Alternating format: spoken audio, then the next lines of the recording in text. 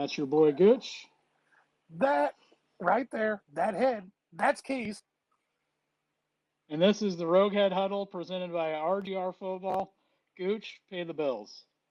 Look, first of all, I'd like to let y'all know that here at the Huddle, we did something that no one else did. We super chatted on our own show. So now you can call us the Huddle Bros / Kings of the Super Chat. Make sure you like and subscribe. Check out RGR for all the other videos. Jump in the RGR store, pick you up some merchandise. Make sure you go back and watch or be around for the live stream on Monday. Chief of the North with Seth Kaiser on Thursday. Ryan's Films, Dan's Films and Rants. And yeah, take this walk with us, you guys. We're going to have some fun today. All right. And before we get to the fun, I want to make kind of a public service announcement here. We recognize that there are lots of Chiefs content out there. And we recognize that RGR has a lot of different content out there. Part of that is you get different flavors, guys. We may not be your flavor. That's okay. Some other guys may not be your flavor. That's okay. If ESPN is your flavor, hey, more power to you. You probably don't really care about sports, though. And so, you know, if that's what you care for, that's what you care for. So, that said, we are a fan side show of RGR football. We are not experts as much as Gooch might think he is, and I certainly don't claim to be. You can get the same stupid opinions that ESPN and Fox Sports and all those guys pay all the talking heads for free with me. So, that said, I don't know what he's talking about. I am an expert. I'm just saying. This is me. Toot toot. That's my horn. All right. To make myself smarter tonight. All right. Now, don't question how smart I am. I got the glasses on. It's the Bob Sutton glasses. No wonder the defense has been playing terrible. I was thinking more like, who was it? Horace Grant? Aren't these more like Horace Grant glasses? The goggles? Grant. Yeah. The goggles? I can see that. That's a perfect segue into opinions part 2, guys. Polarized opinions. Okay? You're not going to get that much with us. So if that's what you want, go somewhere else. I don't really care for polarized opinions. You're just not going to get that with us. If you want to hear the truth on someone like Dan Sorensen, this is the right place. Okay? I won't bash the guy, and I won't blindly ignore everything he does.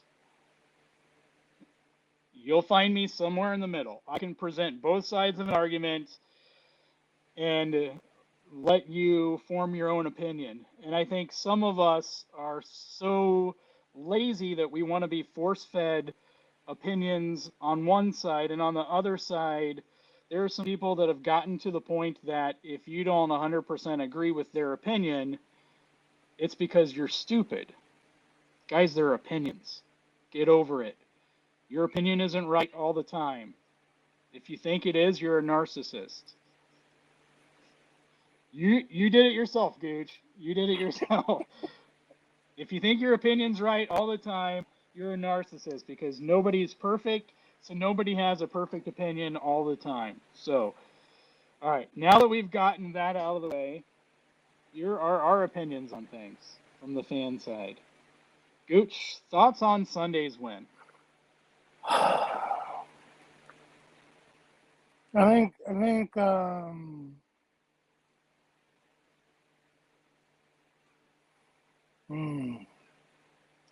think we're easy to. First of all, I need to address an opinion because I believe on the last show I said that Mahomes doesn't walk on water, and somebody briefly told me in the comments that he did. Anybody that's, I'm not going to say anybody. If you watched the game, you were disgusted with the first half and overly impressed with the second half. The problem is that for a lot of people, even the pundits who say The Chiefs are back. They're scary. Okay, the offense is good. I think they've punted 17 times all season, which is miraculously low.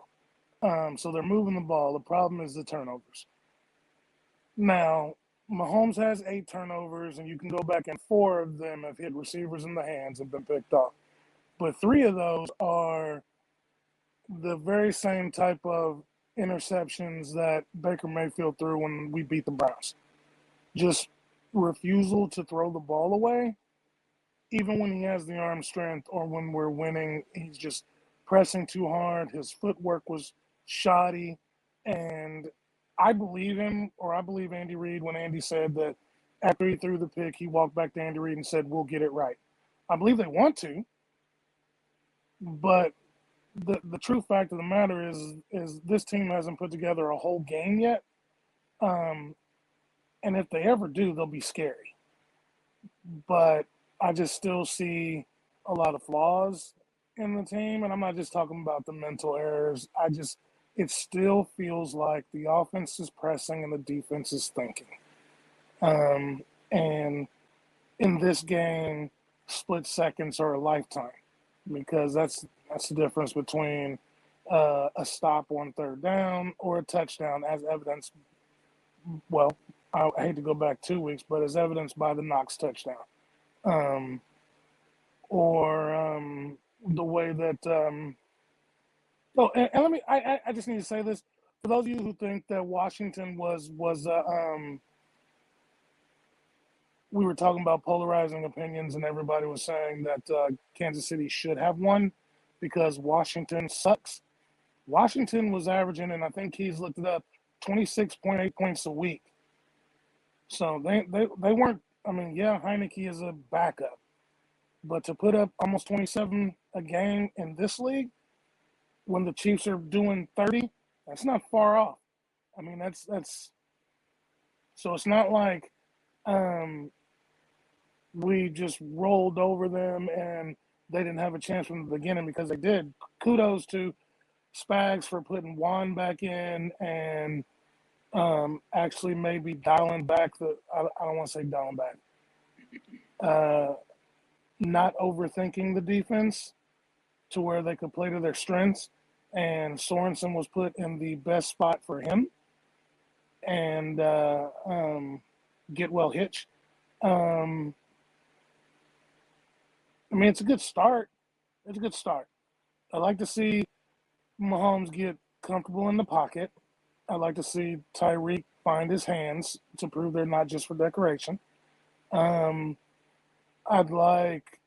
really like to give Kelsey some rest. That guy was beat up Sunday, and you could see it.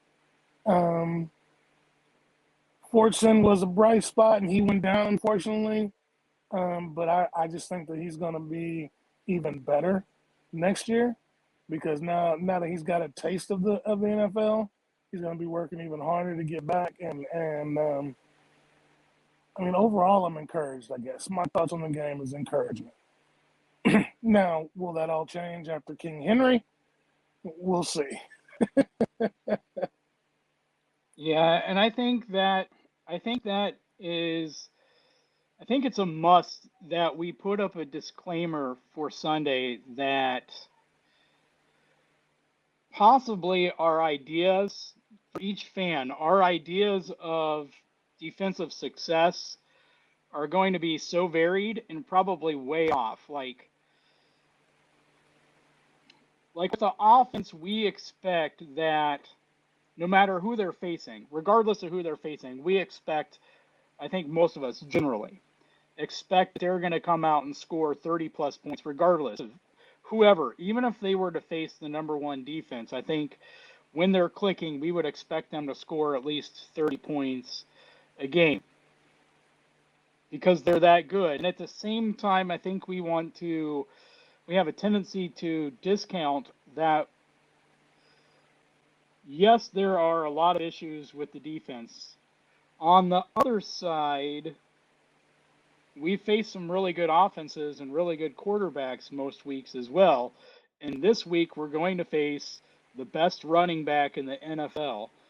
And so what success looks like in reality might look a bit different or quite a bit different than what success in our minds for this team is. And so I would say that as a word of caution. I heard someone say, success for them for the defense will be if we hold Derrick Henry to 80, 85 yards. And I think if we had a top defense, that would probably be more realistic.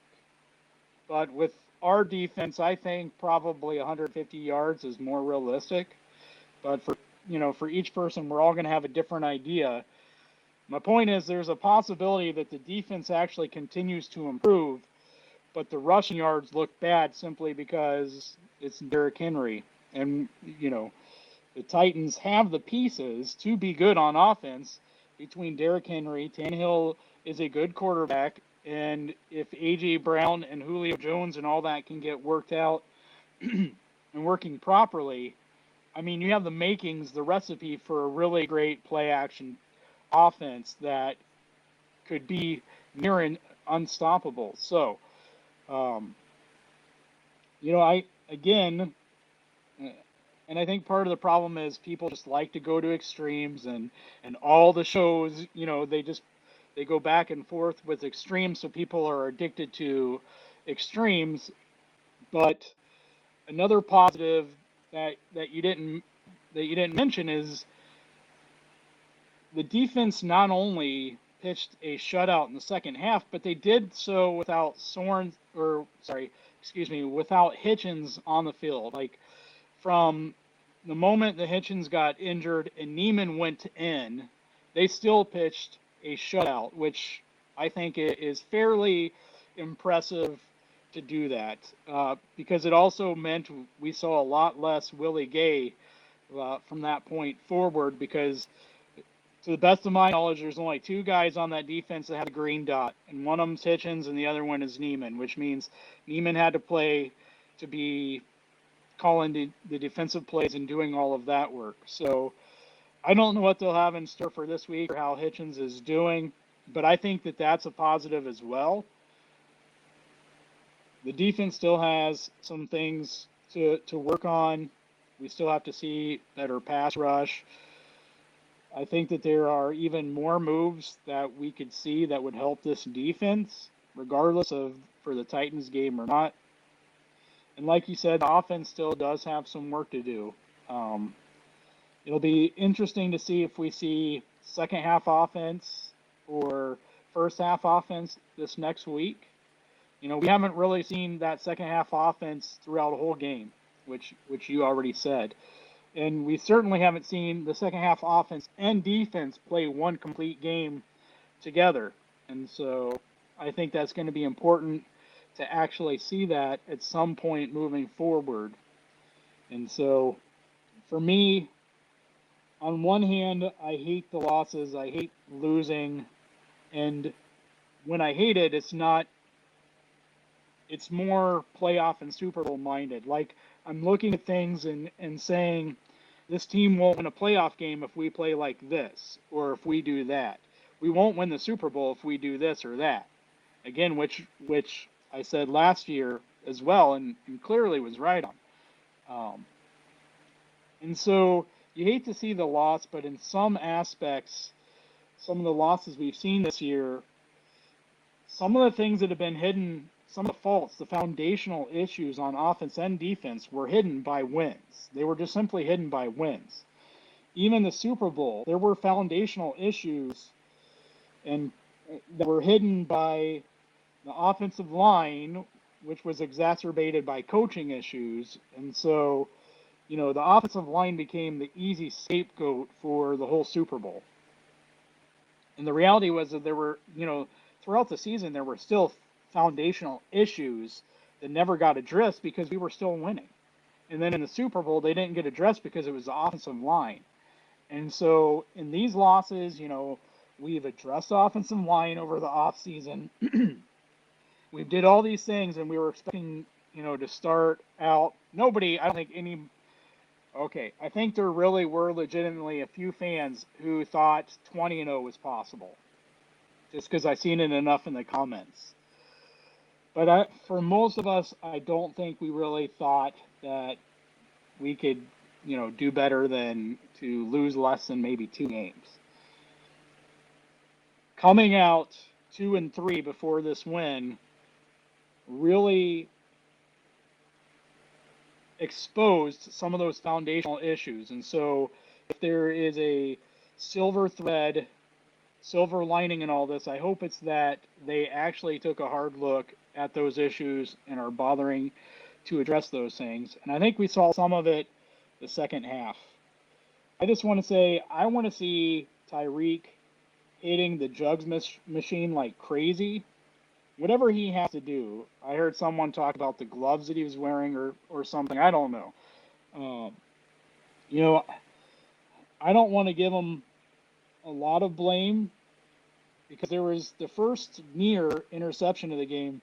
Tyreek fell on the slant. That first interception, he actually did fall, and then he got back up. And I think he made it look a lot smoother and easier than it is. Like, if I fall down and I have to get back up and take off running, like, it's not going to be first off, I'm probably going to stumble out of the block. And I'm probably going to be out of breath from getting myself up off the ground. And now Tyreek is a totally different animal. But I think it's not 100% fair to expect full-on concentration and ability after getting himself up after falling and being in position to make the catch. Of course, we want to see the guys hang on to it. And I know that there's been other drops, and that's certainly not the first time Tyreek's had both of his hands on a ball and it's gotten tipped and gotten intercepted this season. So, I understand that. But, this kind of goes back to what I said, like, not trying to be extreme. I'm trying to look at things from both sides and not have an extreme take on things. Try to give people some benefit of the doubt on, both ways. So, I don't know. Do you have any other thoughts you got a response to anything I said on this before we? Um, I think I actually have. There's two sides of this coin. The first 5 games were Baker Mayfield, Lamar Jackson. Who else did we play? Josh Allen. Jalen Hurts play the Eagles. Yeah, Jalen Hurts, and there's one more, right? Well, Washington. On one side, not Washington. On one side, most of those teams are teams we're going to see in the playoffs, and they had their most amazing game playing against the Chiefs. But on the flip side, those are teams we're going to see in the playoffs. So even though we won, and it looks good, the defense pitched a shutout, and there's some people that are going to say it's just Washington, but Washington passes a lot, and they score 27 a game. So once again, kudos to the defense, but that game could have easily have gotten away from us. I mean, could have easily been 20-0, or I'm not 20-0, 20-10 going into the half. But then I think Heineke started pressing, which kept us in it. Because even Ron Rivera said against the Chiefs, you got to score touchdowns. And I think Washington knew that. And they knew that if the Chiefs got the ball back and found anything, it was going to be a rough day ahead. We just got lucky. So there's plenty of stuff to work on, but we're headed in the right direction, I think. Yeah, we'll get there. It's a long season. We're 3-3. And we're 1 game back. The Chargers were 1 game back of the Bills. And there's still 11 games to go. So, strap in. And that's a good point because I think there was at least 1 missed field goal, right? If not 2. Mm-hmm. But I mean yeah. So I mean, there's that, and we talked last week about the reality that the way things broke in each game that we played, we could have just as easily been 5-0 heading into Washington, or 0-5. I mean, Cleveland lost that game just as much as we won it.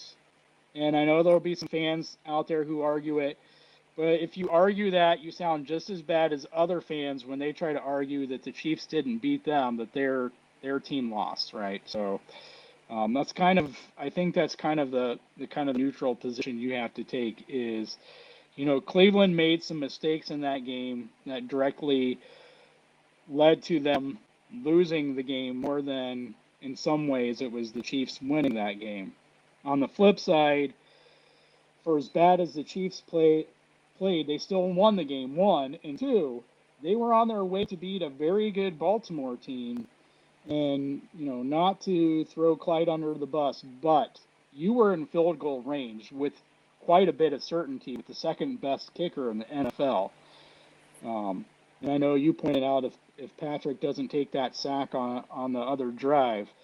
And so, but I'm going to mention the CEH fumble because it was the last biggest play that led to the loss there. If we have that field goal, it's a different story. If we're not playing for the field goal and we're playing for the touchdown, it's a different story. But the reality is we were in position to win that game against a very good team with a lot of warts on our defense and some on our offense as well. And if you go back and you look at each of these games, again, it's very easy. We could have been 0-5 or we could have been 5-0, which says something special about the offense in some sense. Like these turnovers, the Tyreek interception is really fluky. The second interception was completely dumb, and I don't want to say we'll never see something like that again, because the reality is we don't know how many times we've been close to seeing something like that, right? Like the left-handed pass. That, it could have ended up looking a lot worse than it did. And so, like, there's some point where you can understand Pat having confidence in some of the things he does.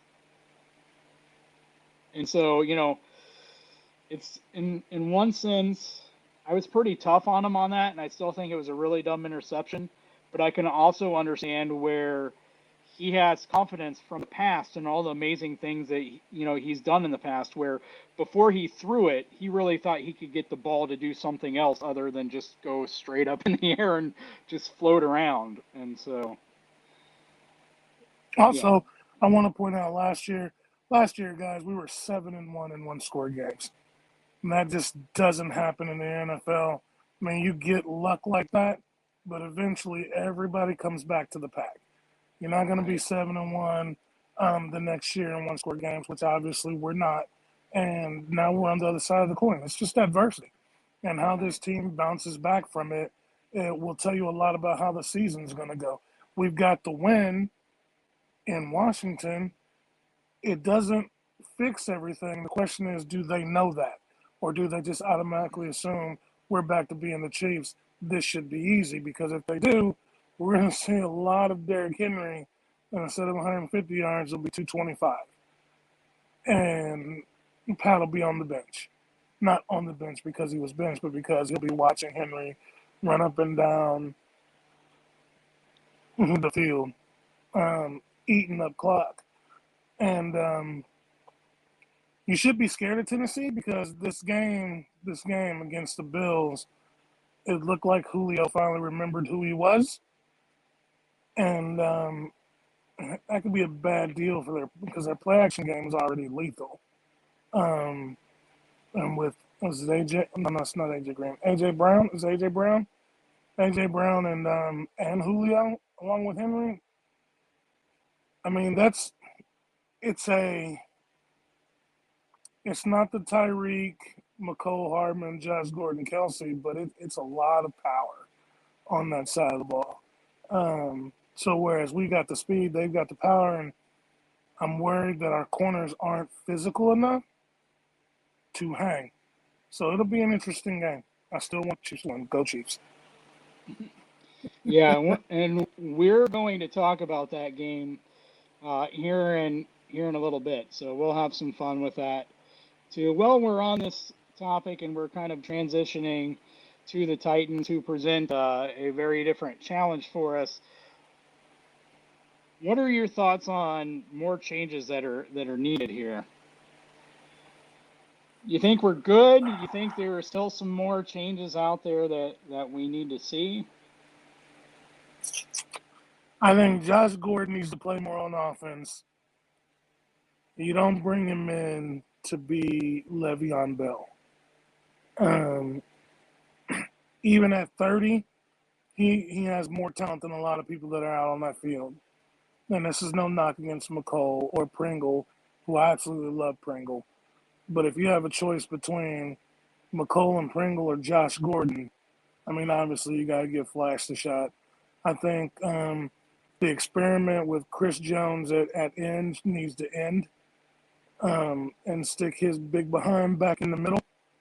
Um, I think whatever happened to Jeremy Reed, whatever Wheaties he ate, whatever meal he ate before the Washington game, he needs to eat that again. And it was, I'm hard on Frank. I am, because I think for 20 million, I should see more, but it was nice to see him around the ball. And not look like he was just out of it. So it was good to see that. I really think that's it. I think we have all the pieces. You said it yourself. The only thing we're missing is Bashaud Breeland. Surely Bashaud Breeland isn't the difference between a middle of the pack defense and the 31st ranked defense. Surely that can't just be Bashaud Breeland. And well, the offense is the offense. I just think that I think you need to do more. It was nice to see Patrick take more of the underneath stuff and the checkdowns. It was good to see them. Look, Darrell Williams is in the NFL. He's a good running back. He looked good on certain runs, but that is in this O-line's wheelhouse. If all they got to do is road grade, but even then, it was 3 yards to carry for Darrell. So he 89 yards and 2 tubs. But if that's Clyde, that's over 100. Clyde is the better overall. I don't want to say prospect because he's in the NFL, but he's the better overall player for this offense. And everybody's like, oh, CEH needs to earn his spot back. No, he doesn't. Darrell just proved he can handle the load and he can get more touches so they can spell CEH more, maybe use more of the passing game with him. And when it comes to the short yardage, bring Darrell in, he's going to put in the work. But Darrell's not he's not even the short-term answer running back for this team. I just needed to get that out. You think of anything? Yeah, it's funny you mentioned that, because a week ago, our good friend of the program, Seth Kaiser, tweeted out something to the effect of watch the Chiefs go to more power gap blocking with CEH out, and watch Darrell do better, and Chiefs fans clamor for Darrell over CEH. Personally, I thought Darrell showed some explosiveness, and I think there was some fight in Darrell that was fun to watch. I remember that one play where he was taking guys with him to get that first down, and I think there's some excitement there with him, and that's nothing against CEH, because we've seen CEH take some guys for some extra yards as well.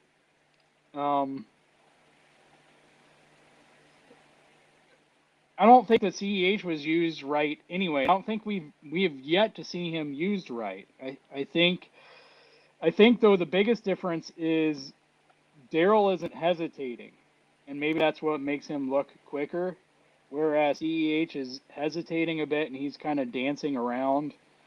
And well, I think CEH is trying to find the hole, and Darrell is just trying to get into the hole. Like I said, this O-line, Orlando Brown, he blocked for Lamar. Lamar was more runner than passer. And so it's easy when all you got to do is get them big boys up and plow the road. Now, Tooney blocked for, did he block? He blocked for Brady. So it was more, I mean, it was short, quick, less than 2.5 seconds, but they ran a lot more. Creed, number one center in the NFL. Hey, Creed. Um, Even though he played at Oklahoma, I mean, they still ran the ball. And, these guys are tough. Trey Smith, everybody knew what he was. Even Ryan, better at run blocking than pass blocking. Coming out of college, I mean, obviously he's picked it up. But, I mean, even Ryan himself will tell you that if we're running the ball, Trey Smith is the guy, like that guard position is locked down. He's nasty, and even though Niang gets beat some, he doesn't get beat a lot. I mean, he's holding his own. You have to remember, this is his first year. You know what I'm saying? And they're still doing a good job on that line, but it was Remmers this week, right? I mean, that's the superpower. Helmet on helmet is what we used to call it. Put a helmet on a helmet and let the running back find his way through, hit a hole, and just come out the other end. And CEH is more of a, Jesus, I just brought his name up. I'm going to do it again. Is a more of a Le'Veon Bell type. Kind of slow, wants to wait for the cutback to develop, find the hole, and sneak his way through. But I also think the problem with CEH is the weight of expectations. And I'm going to put this out there, guys. CEH is not Jamal Charles. CEH has first and second level speed. He does not have home run speed. He never will. He won't be Jamal. We'll never find another Jamal. Maybe this is why we got our Mahomes. But he's under that weight. When y'all look at him, you're like, oh, he's not a first round back because, yada, yada, yada, blah, blah, blah, blah. Everybody that's saying that has visions of Jamal hitting the hole and then down the sidelines for 75. It's just not going to happen like that. He's up on the kid. You know what I'm saying? First year he got hurt. Second year now he's hurt, and he's trying his hardest. I mean, he was running well before he got hurt. 2 games in a row over 100 yards. So obviously something's happening like it's supposed to. Just relax. Yeah, and I'm going to go ahead and put this up here, but I want to say in today's NFL, there's a good chance that Jamal would have slightly less success now than he did when he was playing, because it's quite evident that speed at linebacker has increased over the last few years or so. And my justification for saying this is, if you look at all the times that Tyreek has got the handoff from the backfield, how many of those runs has he busted? How many of those runs has he gotten more than 10 yards? A lot of these jet sweeps, a lot of the handoffs from the backfield, he's doing all he can to get the first down, trying to beat guys over to the sideline. There's a lot of linebacker speed in the NFL right now. I do think, though, with CH is that when we've seen light boxes, there's no, you have to get at least 6 yards a carry. If you're going up against very light boxes, you have to. There's no excuse not to, and you absolutely have to in order for the defense to stay honest. Because if outside of the defensive line, if the next closest guys to you are 10 yards back and they're having to close in on you, you should be able to at least get 6 or 7 yards. And if you're not able to get that, then what defensive coordinator is going to care if you run? They'll continue to play their linebackers back, knowing that your running back is not going to get through the hole fast enough to gain at least 4 or 5 yards, or 5 or 6 yards. I haven't looked at the numbers this year, but CEH was still averaging last year, I want to say 4.5 yards a carry, with last year's very poor run blocking line. Now, on the opposite side, We are 6 weeks into the season with a brand new offensive line. He's still learning the offense, and now the offensive line and he are learning each other. So, this kind of goes back to what I said. There's always two sides of things. There's always at least two angles to look at things instead of just taking one extreme angle and having an extreme opinion in response to it. So, I guess we'll see what happens, how Daryl fares this next week. Gooch, I think you brought up a good point. I was bummed when we took CEH, not because of anything about his game, but simply because I did not want a running back in the first round. And while there's some truth to it that, pick 32 is basically a top of the second round pick, I still think that's too high. And I did want someone with a bit more speed on our offense. And so my guy got drafted this year, and he's hurt. That's the guy that I wanted last year, but he stayed in, and we took CEH instead. And now he's hurt as a Jaguar, and so that is what it is. But I think a lot of it was the whole first round draft pick thing. Just like with Frank, he has more weight on him because of having a $25 million cap hit this year. Like we literally cannot make more improvements on our team because of Frank's cap hit. If you subtracted him, you could add two pretty good defensive players to our team. And it's like people out there who don't know about the Chiefs are surprised to hear that our defense actually takes up more cap space this year than our offense. But that's the reality of it. So yeah, I don't know.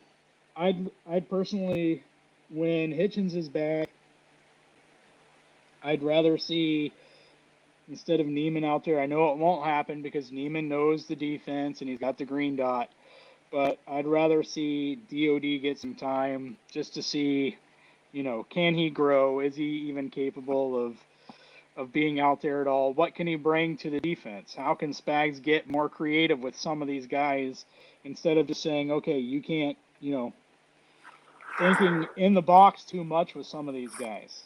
What could DOD do? Can you imagine Bolton, DOD, and Gay with that speed from sideline to sideline? That would be amazing. And Bolton's if they could play the defense, yeah. Yeah. If that would be my dream for next year if we don't go out and get another athletic linebacker, is if DOD, and I know this is the last year of his contract, but I still think that that Dave Tobe will want him back for special teams. But if he could somehow blossom, right, and we should always cheer guys on to continue to grow and be better. And we can be honest in criticizing them, when they're not showing growth. But yeah, I think that way, if you have that speed to the edges and then have Bolton in the middle, I think that would be great. Go ahead. Nope, I got nothing. Let's go. All right, let's move on here and let's get back to our fun game. I don't know that we've done this now that since we've gone public, but this is a game that we've done. Trading company. This is a game that we've done back when since we started, and it was members only, and that is Steal and Cut AFC South edition this week since we're playing the Titans. The basic rules is we're going to go through every team in the AFC South. We're allowed to steal one player on offense, one player on defense from each team, and we're allowed to cut one player off of their offense and defense and say, goodbye, you no longer have that player, and see how we could improve the Chiefs and make an AFC South team weaker in the process. Gooch, we'll go ahead and start with the Titans since that's who we're playing this weekend. You want to go first, or? Sure, why not? This one's easy on offense. No, it's actually not. because there's really, 5 people. Well, the person that cut is Taylor. Is that Taylor Lewan? That's the Colts, isn't it? No, No, that's that's the the guy. Titans. Yeah, yeah. Yeah, but we want to wish him well. Get better, brother. I hope it's not bad. That's a stud offensive lineman. I would cut him because when healthy, he's great. But then the question is, who do you steal? Actually, you know what? There's not a question. I'd take the king because without the threat of the king, you can actually treat. You can actually do the Mahomes treatment to Tannehill because he's got those receivers to throw to. You can actually drop 7 in coverage and rush 4. And then on the defense,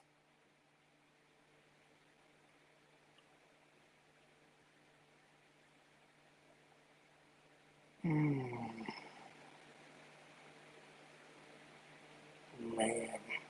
we were going through that. I would probably cut Bud Dupree, and I would probably snatch.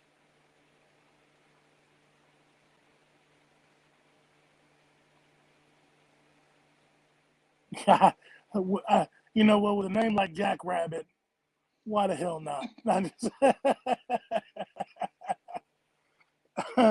Yeah, that's me. Cut Bud Dupree, Oh, one of the man. leaders of that D. Snatch a young corner. Oh, wait. No, okay. My guy. We're going to get to my guy.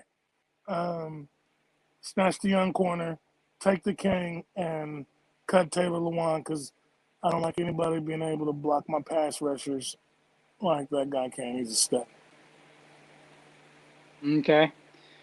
I'm going to take Derrick Henry for obvious reasons.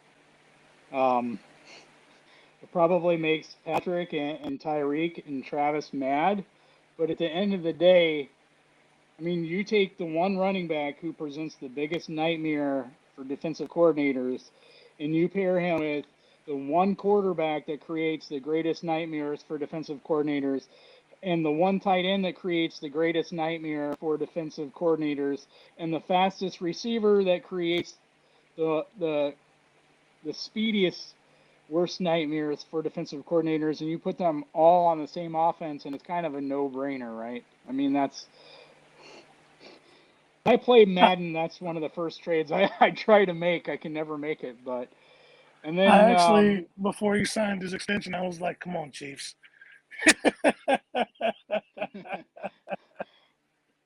I'm gonna cut Tannehill, and the reason why is because their backup is Logan Woodside.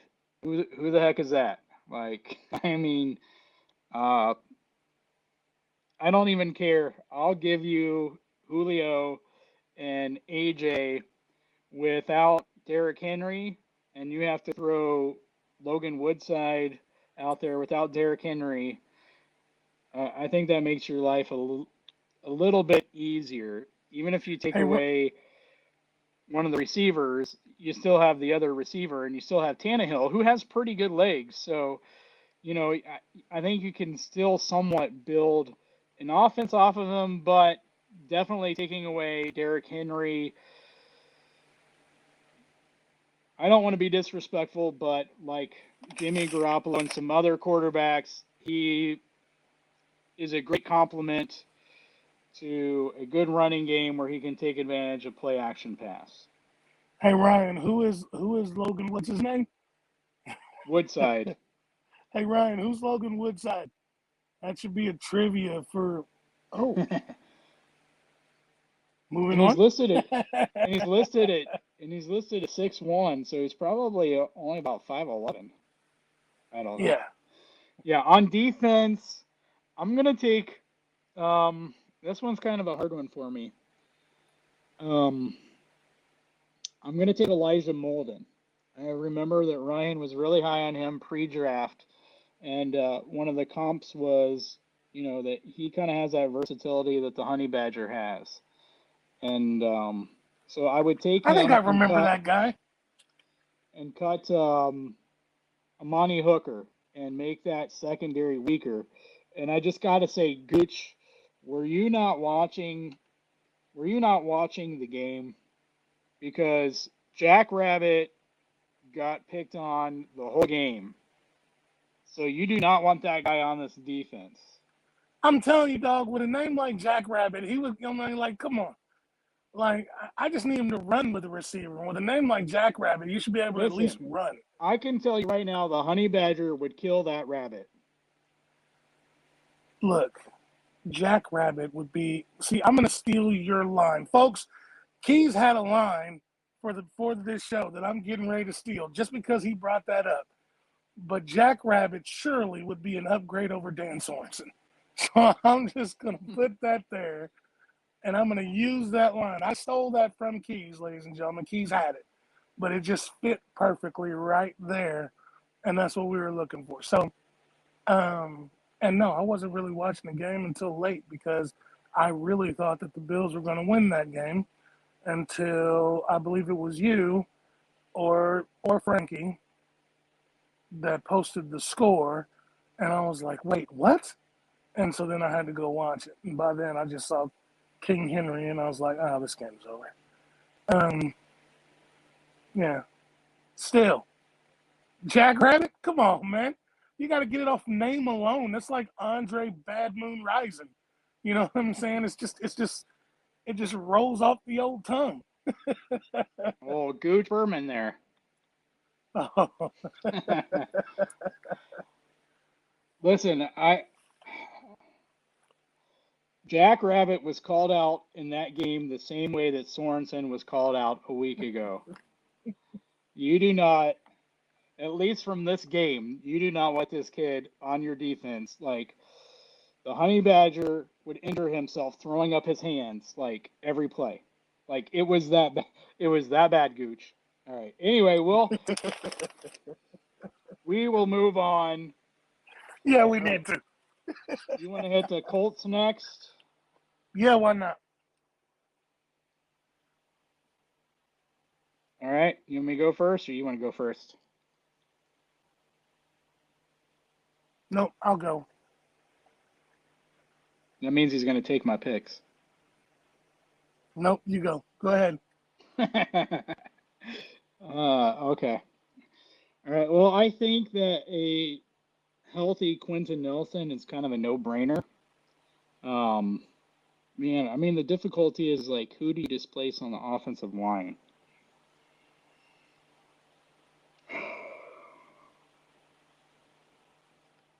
You know, I think someone would just have to be trade bait. Oh, I don't know though. You couldn't trade Tooney because he just signed his contract, and there's no way that you're displacing Trey. So, man, I might be forced to pick somebody else. No, really, you could let go of the doctor. Yeah, but I mean, you can't have Nelson be a backup. Maybe I could try to. You can move him to right tackle. You can move him. I was gonna say move him to right tackle and put Rimmers on the trade block. Try to move someone to tackle there. Or I don't know. I could stick with the theme and just pick Jonathan Taylor.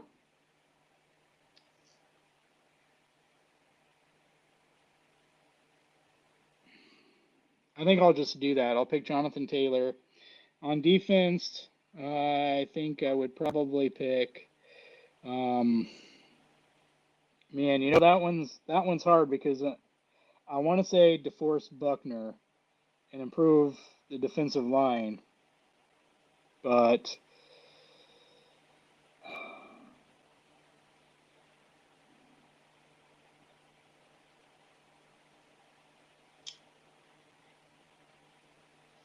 all right, yeah, I think I'll just pick DeForest Buckner, but I reserve the right to change my answer. Give myself an out. Who you cutting? You're cutting DeForest Buckner. So who you stealing? Well, I was gonna steal him. No, okay. I don't know. All right, I'll cut. Okay, you think about it, and I'll go. I'll cut Buckner, and I'll steal Leonard. Leonard? Darius Leonard. Okay. Or reverse that. I don't know. One or the other. I'll take one and I'll cut the other one. On offense, I agree with you. Quentin Nelson, when healthy, is a no-brainer. There's no way around that. And I would just cut Carson Wentz because I don't like Carson Wentz. No other reason. Just because I don't like him. And I would cut DeForest Buckner, but I would steal. Oh, you're gonna hate me, Bo Pete Keys. That kid has something, and I'm mad that he didn't make the Chiefs roster because I stood on my soapbox for that guy, kind of like Dan Harm stood on for Colin Powell. No, not Colin Powell. Cornell Powell. Even though Cornell, is he even on the practice team? I mean, at least my guy made the 53 that I was standing on a soapbox for. But I think the kid has some talent. I'm a little mad that we didn't. Like, if you don't like Watts, you could put Bo Pete at safety.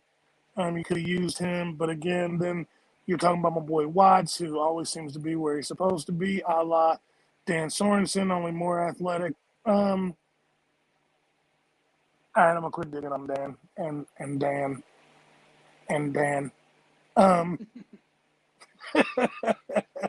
Any other Dans out there that want to catch the ire of Gooch?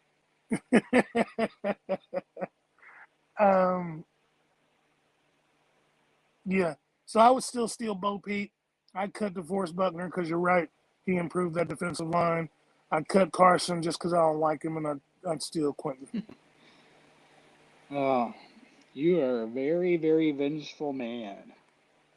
This is like the third time we played this where you've cut someone just because you didn't like them. I'm pretty sure you cut D Ford just because. I did. Yeah. Well. All right, I can sympathize with that one. I'm still not happy about the whole lining up offsides. Oh, AFC now Championship. see, now you're gonna make me defend him because Frank in his little news conference when we first brought him said, I don't line up offsides, blah, blah, blah, blah. And in the same game, the AFC Championship game, 1 year later, he lined up offsides. The only difference is Mahomes was at his peak powers. I'm just saying, you can't, Frank, we paid you $20 million, buddy. You did the same thing as D Ford. So I'm just.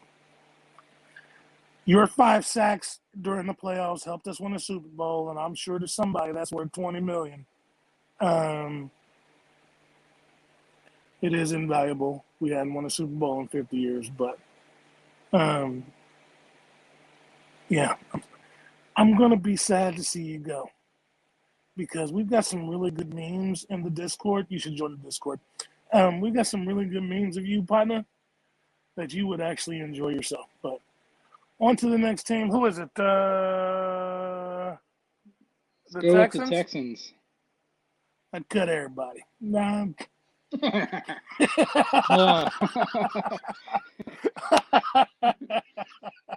Oh. I don't think there's a single. You know what? Who's our backup left tackle? I would think in a pinch that it's either Niang or Rimmers. I think Rimmers is actually listed, isn't he? So with that, yeah. So with that being said, I would actually take Laramie Tunsil, just not that contract, as a backup for Orlando, and then I'd cut Tyrod just because he was a Charger, and obviously I don't like them. And on the defense, I would normally say cut Marcellus, but he's now a Green Bay Packer. I mean, is Roby still a corner over there? Or is that Denver?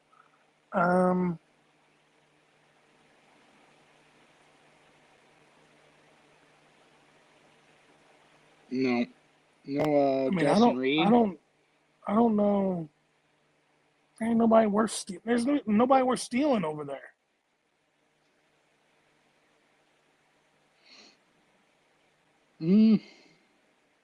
Yeah, probably not for the most part. Right. So I'll take their water boy and I'd cut the head coach.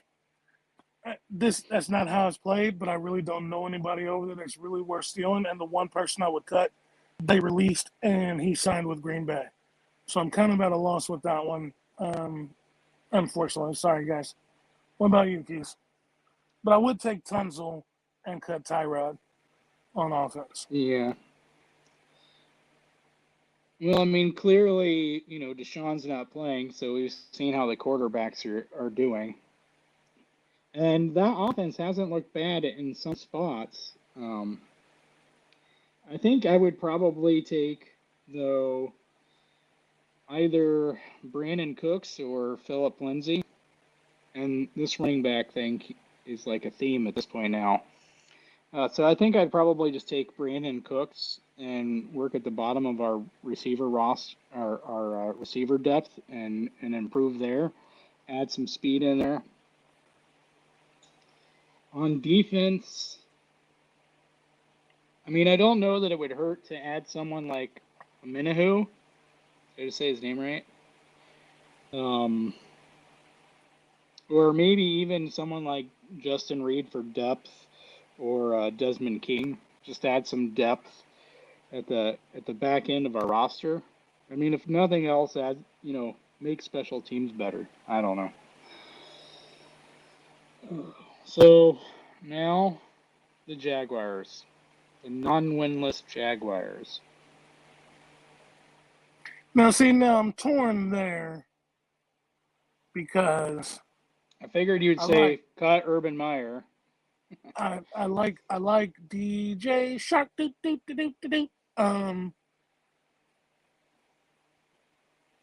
I would steal Trevor because if he has the talent that everybody says he has, who better to learn from than read and watch Mahomes? And I would cut, only because he's hurt, the running back. I can't think of his name. I just had it. Robinson? Yep. And then on defense, I'd cut Miles Jack. He's the leader over there. And wait. That's a lie. I'd steal Miles Jack. And I'd cut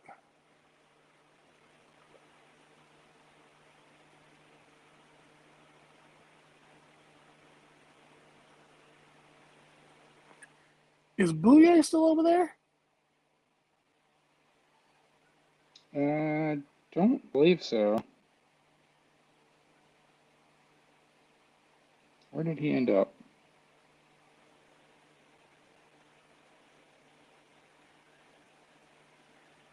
AFC South's got to be my worst Panthers division. Yeah, he's with the Panthers now. I'd steal Miles Jack and cut whoever.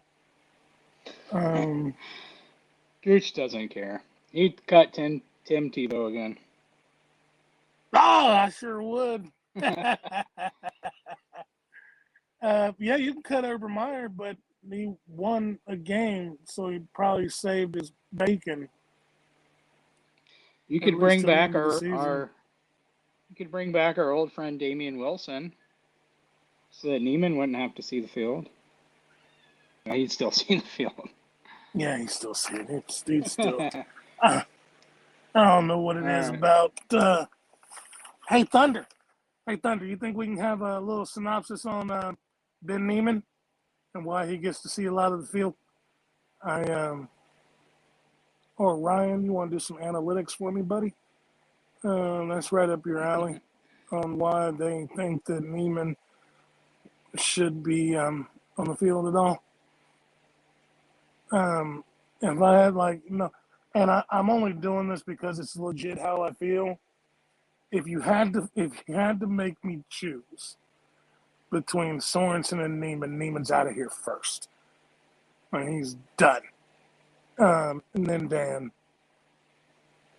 And then I don't know anybody else that I would cut, actually. What? Not Frank? Well. It depends on what the cap hit is. what You- the dead money is when You we weren't caring cut. about cap hit earlier. All right. No, he'd be gone. I was calling for Frank's ousting with the second he was like not guilty to his gun charge in March. I was like, you're done. Let's just go ahead and call that, buddy. It was nice knowing you. All right. So I'm kind of surprisingly, I'm kind of actually torn on this because there's a few guys on the offense that I wouldn't mind. I wouldn't mind James Robinson, because I think that's clearly an upgrade over our second or third running back, even with Clyde healthy. Marvin Jones, again, you can work on that back end of your wide receiver roster there, or even a lottery ticket like Walker Little, who could work on being our backup in one of the tackle spots. On the defense, for me, it's a no-brainer. I'm taking Josh Allen. The kid is fast. Having him come off the edge, or I haven't paid attention if the Jaguars have been using him kind of as a linebacker or what they've been doing with him. But he's pretty fast, so it doesn't hurt to throw anything on our defensive line there.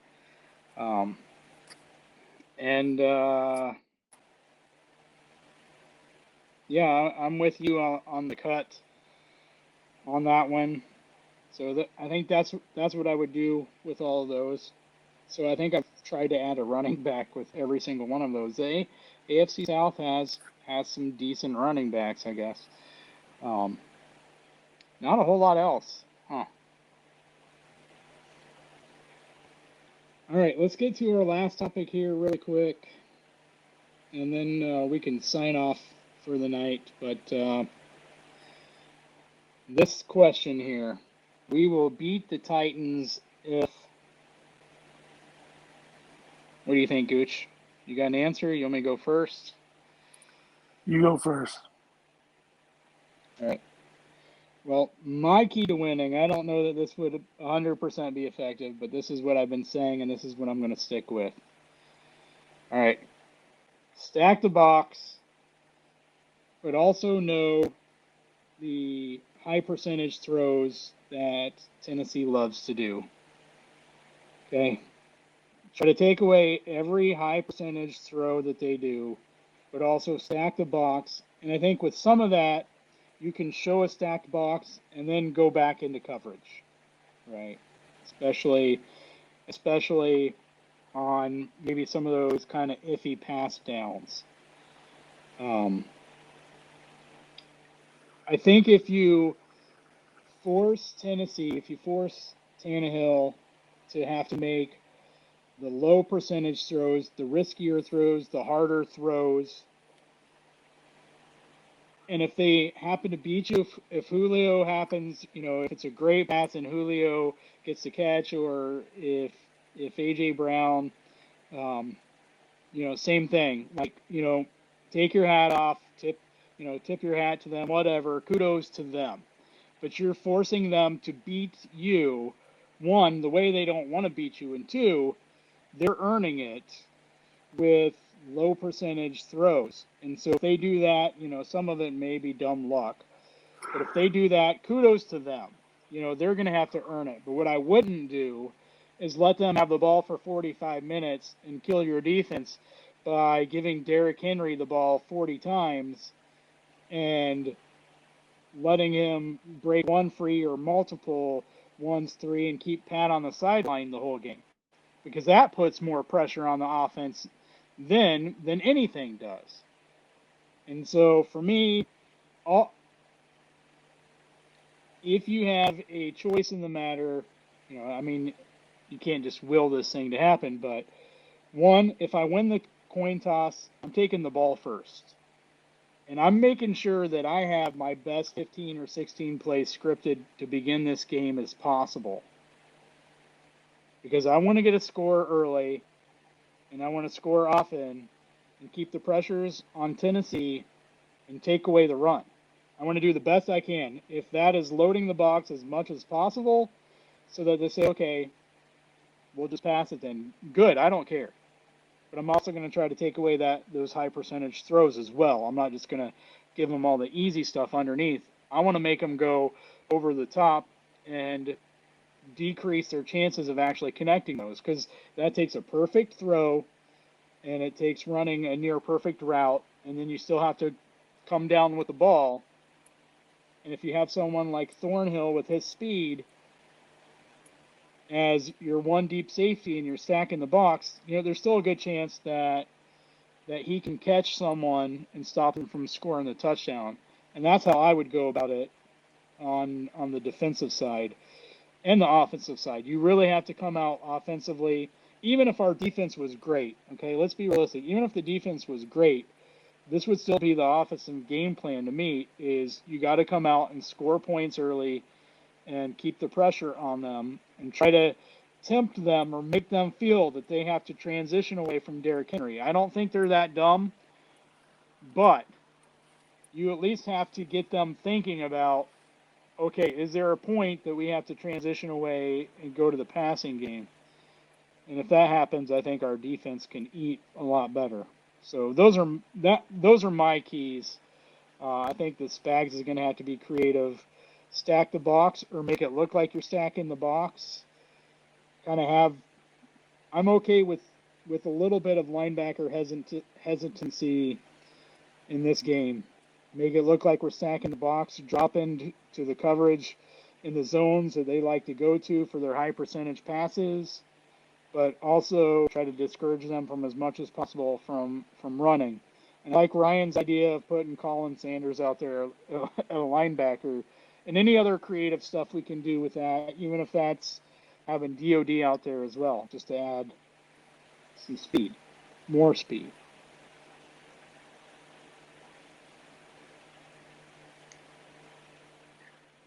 We beat the Titans if the Titans plane doesn't land.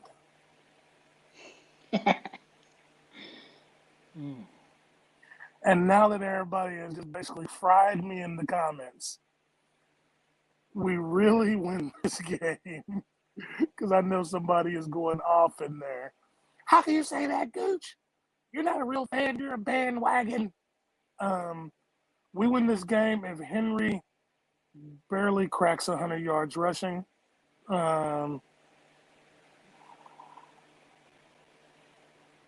We win this game if Derrick Henry he's either barely under 100 or barely over, and I'm saying 110, 115, and he has to do it on 30 or so carries. Believe it or not, he's human too, and if we're gang tackling him, he will get tired.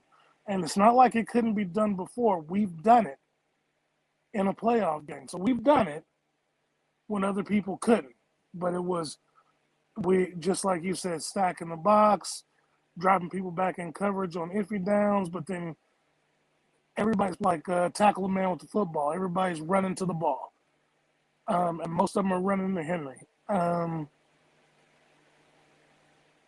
That's the number one thing. I think if we can limit Henry's yards and we force Tannehill to play I would say our game, but if we make him go throw for throw with Patrick, obviously Patrick is the better quarterback on that field, and we know that Tannehill can't make. He might get one or two, but he's not going to be consistent with it. So I think the key is to focus all your efforts on Henry and make Tannehill beat us throw for throw with Mahomes. So I think that's the biggest takeaway. We beat the Titans if Henry rushes for under 130 yards. You're increasing it now. I know. Well, because they went all 4 quarters. He had 143 against the Bills. I mean, and that's, look, Henry is what, 6'6", 6 something, and 260 pounds.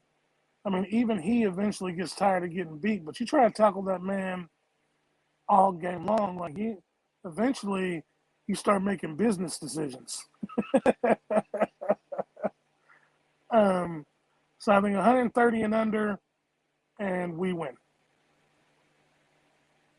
I still think it's going to be close, regardless, because Tannehill will have one or two throws where you'll be like, dang, that was a good throw.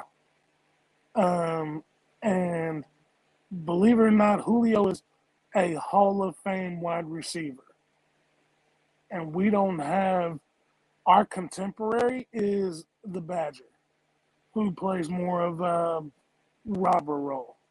But he's not tall enough to stand toe-to-toe with Julio. That's a jump ball all day. So you're gonna have to figure that Julio is gonna get his yards. I mean, he's a Hall of Famer. So when he retires, so it's just you have to understand that's gonna happen and still focus on where they can hurt you the most, which is Henry. And I think we win. I think we're 4-3 coming out of this. Yeah, and I mean the kind of the unspoken thing is the amount of injuries, and even without the injuries, that the Bills Titans game looked really physical to me on both sides. So, you know, they might be, and they're playing this game with a little bit on short, right? Like they have a short week because they just played Monday Night Right. Football, and so there's a day and a half there that you lose because of that, and you play a really physical team or a really physical game, and then you have to turn around and play the Chiefs. The problem is that for same. I mean, you know, the Chiefs are getting these playoff teams. We're playoff teams is what we're playing, and these are people within the last 2 years that we eliminated. So, I mean, even on short rest, there's going to be a lot of extra energy for this game because they're going to want to try and bury us. You know, I mean, obviously, if you can survive the onslaught, the energy is going to die down after the first quarter. So if you survive the onslaught, then, you know, we have a really good chance. But the problem is that, and you're right, that physical game, it's going to wear on them later in the game. But in the beginning, they're going to be hyped. And they're going to hand that ball to Henry, and he's going to have a lot of vigor trying to hit those holes. And we just focus in. We're going to focus in from the beginning. We can't have a first half like against the Titans like we had against Washington, and this game's over. So they're going to have to focus in. That's my take. Yeah, I'm not 100% sure about that. Like, you really got to go back and watch Jackrabbit. I think that is somebody that they're going to go after in this game. You're going to see Cheetah. I mean, it's fun. The visual is funny, you know, of the cheetah and the Jackrabbit. But he definitely looked like somebody that they're going to try to exploit in this game. I think outside of Derrick Henry, I think Mike Vrabel as a head coach, like he's a smart, you know, he's the one Bill Belichick disciple who really absorbed a lot of that kind of, I don't want to say intangible coaching knowledge, but, you know, a lot of those nuanced things. Like he knows all these different rules, and he knows, you know, all these things that a lot of coaches just kind of, you know, and so there's an extra mental gear with Vrabel there. It also helps that he played defense for the best defensive coach in history. I mean, that does help. Yeah. When we played the Titans not last season, the season before, we played them in November, and then we played them again in January. When we lost to them in November by a field goal. All right, first off, we lost to them in November by a field goal. And Derrick Henry had 188 yards on 23 carries. The second time we played them, they abandoned the run because in 4 less carries, Derrick Henry only had like 68 or 69 yards. So like a whole almost 120 yards less on just 4 carries less. And so keep in mind that was Patrick's first game back from the knee. Yeah, but we had different players on this defense. We had Mike Pennell. I believe we still have, we had Reggie Ragland. We had guys who, and if I'm recalling correctly with the Titans game, I don't know, all these seasons blur together now. That might have been the one where Pennell wasn't active for the first game that we played the Titans. Right, he wasn't. I think that was the one where we were all scratching our heads. We couldn't understand why Pennell was not active for that, and then he was for the second one. But we don't have. I haven't seen a Mike Pennell replacement, or even Bolton's been, I would say, an upgrade over Ragland from what I've seen. Like, he's holding his own. He can put a head on people, and he can wrap up when he tackles someone. But as far as that defensive line difference maker, I think it's time for the guys on this defensive line to earn their paycheck. And maybe it helps if Frank is fully healthy and Chris is fully healthy, and we finally get to see Frank and Chris and Jerron all playing at the same time. At their fullest. All right. We Any can see last if that addition of Jerron, because he played with Frank, would actually help? Well, if it doesn't, it's because we cut Taco, so he lost part of his soul energy when we cut Taco. So, all right, we kid, guys. Gooch, you got any last thoughts? Any last words you want to get out of there before you take us home? No last words. We appreciate anybody who watches this content, whether religiously or passing. We appreciate you for checking us out. Ryan appreciates you for checking out RGR. If you're not a member, become a member. Subscribe to the channel, hit the bell, check out the RGR store, check out the Chief in the North newsletter. We do a live stream on Thursday with Seth Kaiser. The Chief in the North right now, I think, is $12 for life. And he writes a lot of really good articles in there. Dan does film twice a week. I don't think I'm missing anything else. I'm Gooch, that's Keys. Make sure you tell somebody you love them, and we'll catch you in the next one. All right, before we go here, I'm going to throw this up now. We finally got Gooch on Twitter, so you can check him out on Twitter. You can check him out on Twitter. Really easy to remember. Right?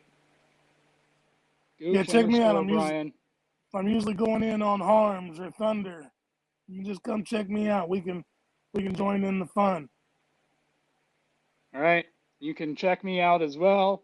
We're both on Twitter. Gooch finally got on Twitter. We're excited. All right. Guys, thanks for watching. If you watched all the way to the end, you are a stallion. If you have to stop and go every once in a while, that's perfectly fine as well. All right, we appreciate it. We appreciate you guys' time. We have fun doing this. Again, we're a couple fans bringing the fan perspective on things.